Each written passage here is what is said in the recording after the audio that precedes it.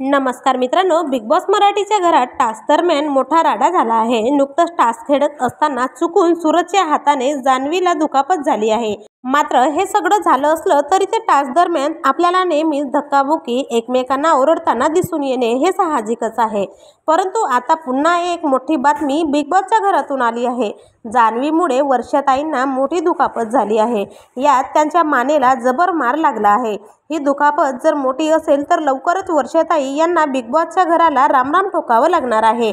मात्र ही दुखापत कमी असेल व त्यांना चांगली वोटिंग मिळाली तर त्या टॉप 5 मध्ये देखील येण्याची शक्यता वर्तवली जात आहे।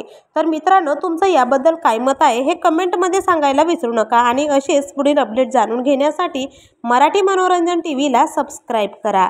धन्यवाद।